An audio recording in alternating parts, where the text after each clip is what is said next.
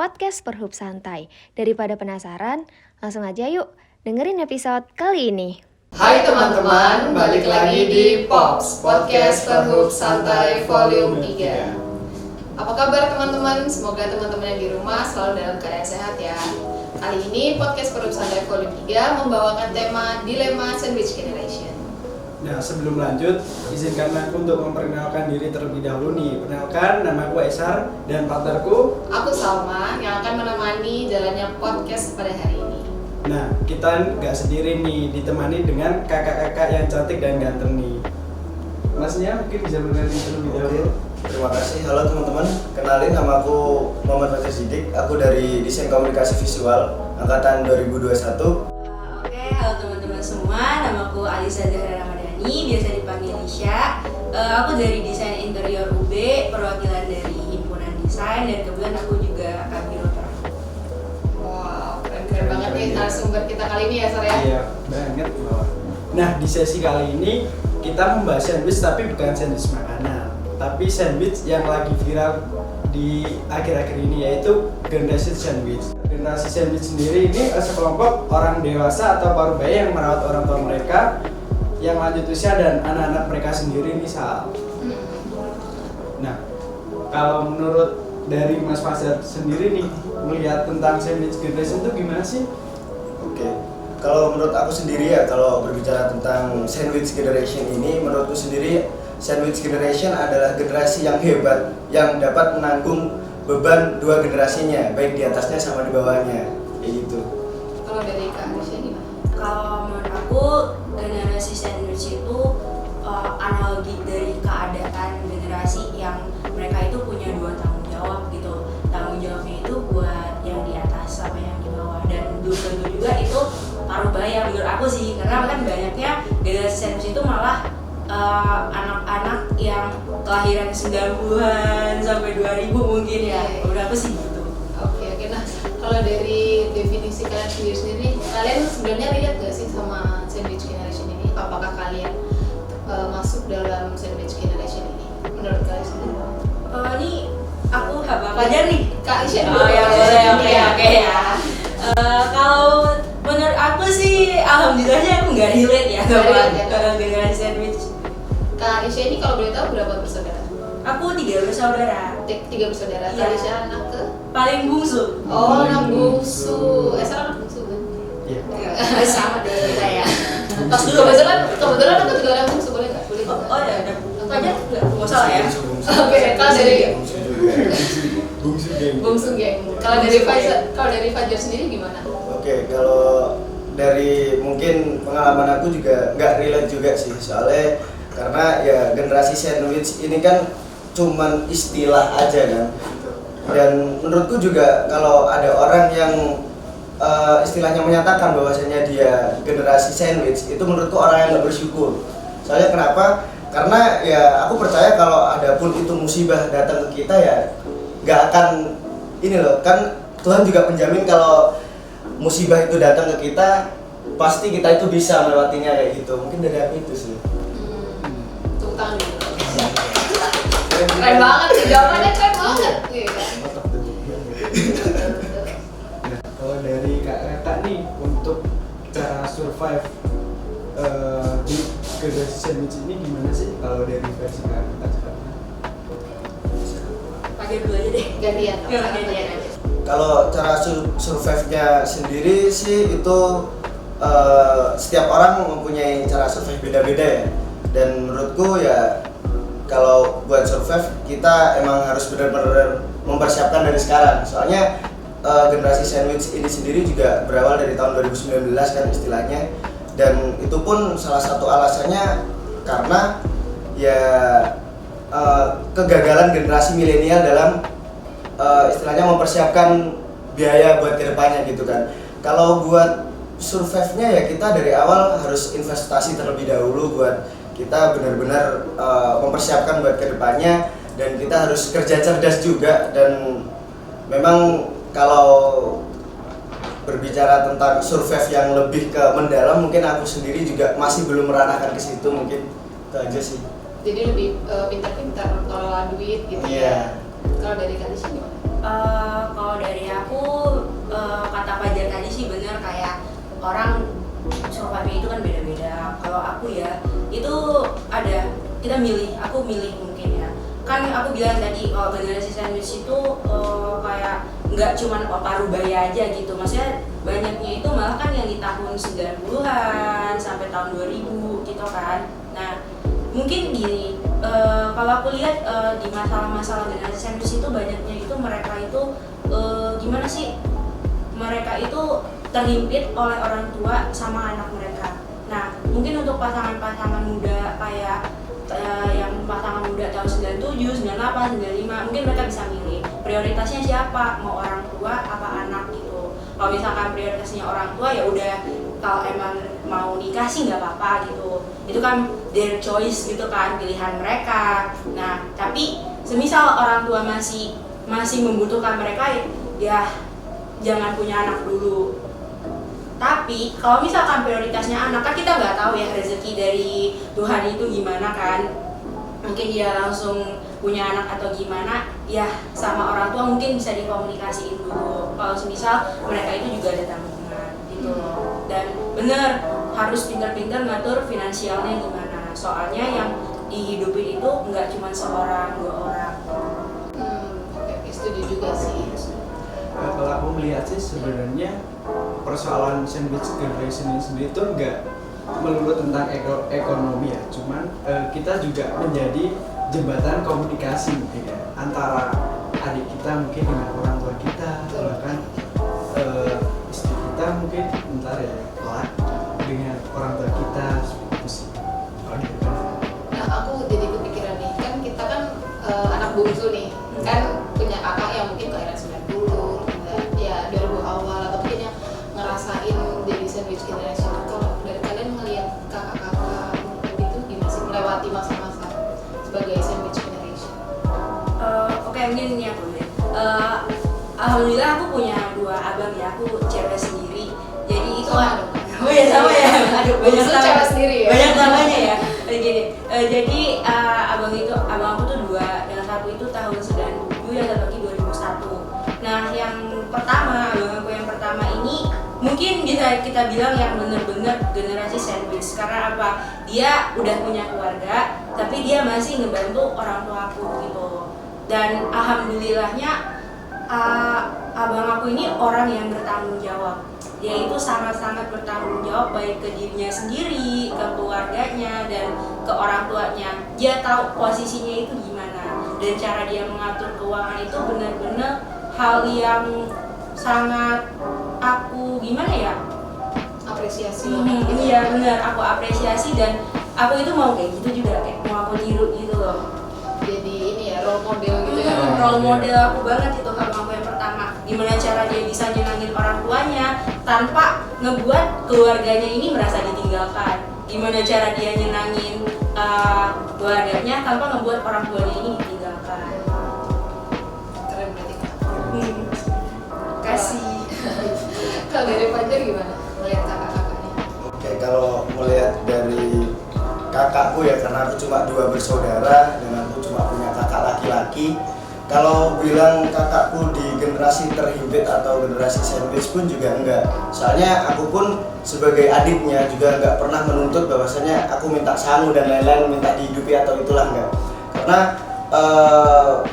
istilahnya penanaman pikiran dalam anak-anaknya didikan bapakku tuh selalu ya kalian harus mandiri, gak ada yang kalian harus meminta kayak gitu. Seharusnya kalian tetap harus memberi kayak gitu. Jadi kalau buat saling menyusahkan sih selama ini enggak, soalnya lebih ke bertanggung jawab ke hidupnya masing-masing. Nanti kalau ada yang kekurangan barulah ditambah kayak gitu. Tergantung urgensinya aja sih.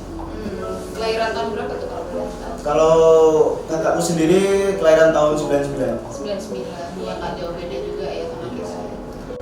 Kalau dari aku sendiri sih kebetulan kan kakakku ini yang pertama juga 97 Kak, seumuran. Jadi kayak ya experience-nya sama-sama lah mirip-mirip. Kita juga udah berkeluarga. Terus kayak aku lihatnya kayak wow keren ya, dia bisa ngehidupin keluarga intinya sendiri, tapi adik-adiknya ini nggak ditinggalin juga, ibunya nggak ditinggalin juga gitu. Jadi kayak masih peduli lah sama keluarga yang mau besarkan dia dari kecil sampai sekarang udah punya keluarga sendiri. kalau dari kakak sendiri untuk mengambil keputusan antara pilihan orang tua atau idealisme kalian masing-masing itu gimana sih untuk mengimbangi, atau mungkin biasanya tuh orang tua kan kita inginnya apa, orang tua kepinginnya apa gitu.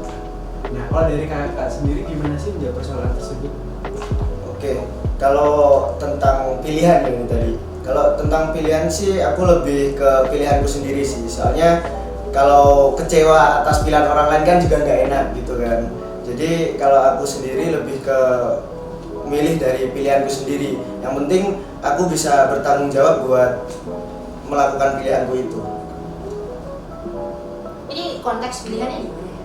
Mungkin dari cita-cita mungkin. Oke. Kalau misalkan dilihat dari cita-cita yang berbeda sama orang tua, antara diri kita dengan orang tua, mungkin aku ngelihat dulu kedua pilihan ini mana yang terbaik sama untuk aku.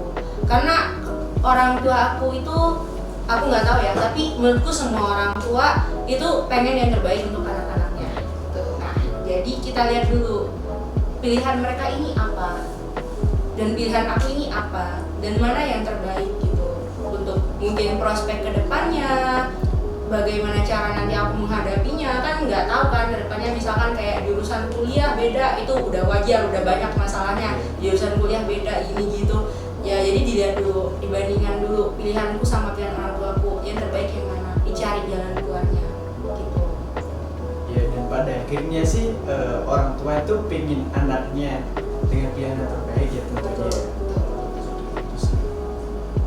Kalau dari perspektif kakak nih, dampak dari sandwich generasi sendiri itu apa sih?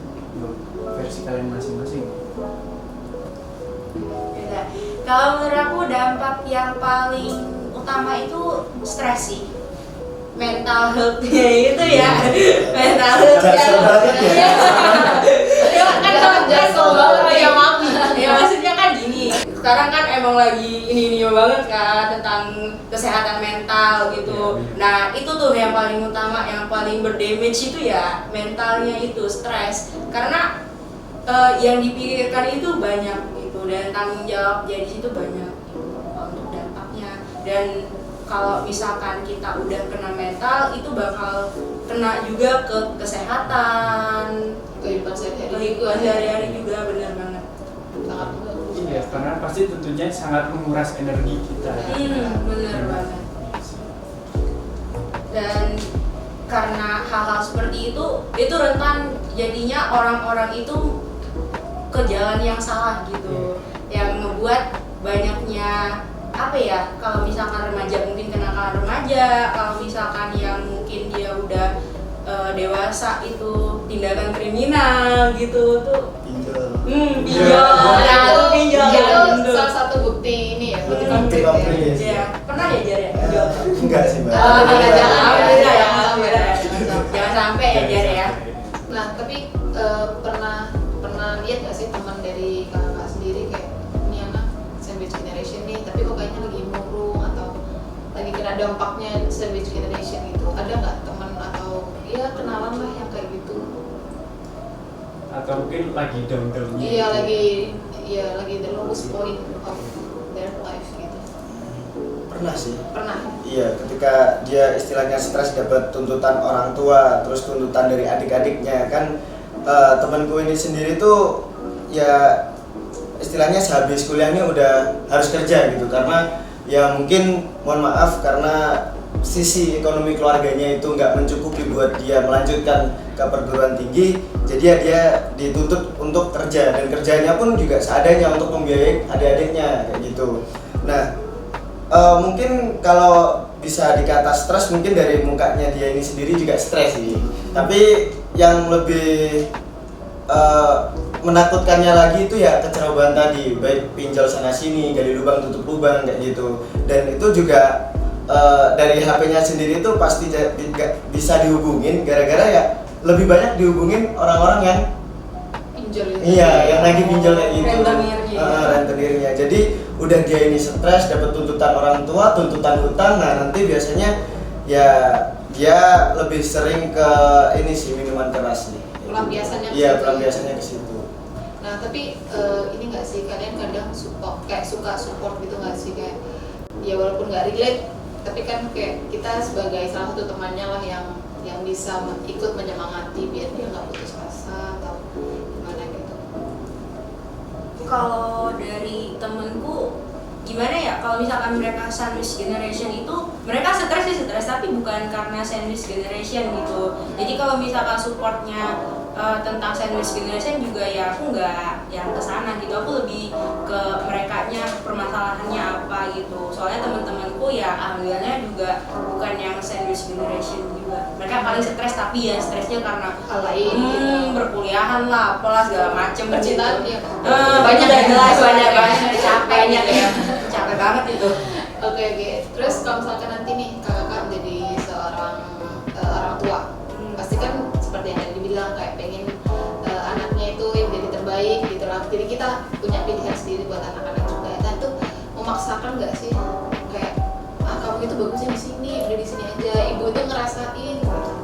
Pernah kepikiran gitu nggak? Atau mungkin punya metode untuk mendidik anak yang gimana gitu? Jadi parenting gitu ya, parenting gitu ya. Parenting dikit nih. Maka Jackson. Ibu sosialita ya. Kalau misalkan itu mungkin kan kita nggak tahu ya kedepannya gimana, itu tergantung situasi dan kondisi juga. Nah, semisal memaksakan ini bagus, itu bagus, kita itu menurutku nggak bisa maksa gitu karena pengalaman yang dialami sama anak sama kita itu beda. Mereka ini misalkan nih tentang sekolah SMA lah ya contohnya, SMA ini aja nih bagus gitu, tapi anaknya itu kayak mau ke SMA ini terus kita maksa, itu sebenarnya nggak bisa karena mereka itu kan baru mulai melangkah untuk ngalamin untuk sekolah di sana. Mungkin emang kita melihatnya pengalamannya ini sekolah ini dibanding sekolah ini lebih bagus yang A daripada B, tapi kan anak ini kan nggak tahu. Dikasih pengertian aja mungkin, dikasih pengertian tapi nggak memaksa. Karena kalau aku ya selama pilihan kalau misalkan aku punya anak nanti ya insya Allah nih, amin ya. Aduh. Ya, itu selama pilihan dia itu baik, selama dia mau ngelakuin itu secara sungguh-sungguh, ya aku kasih. Dan aku ngelihat pilihan dia ini ada di jalan yang benar apa enggak. Tetap diarahin tapi dibebaskan untuk memilih gitu. Betul sekali. Kalau apa itu gimana? Kalau dari aku sendiri setuju sih apa yang dikatain Mbak Lisa tadi tentang ya istilahnya bebas lah memilih, yang penting tetap ada pengawasan dan arahan dari kita kayak gitu.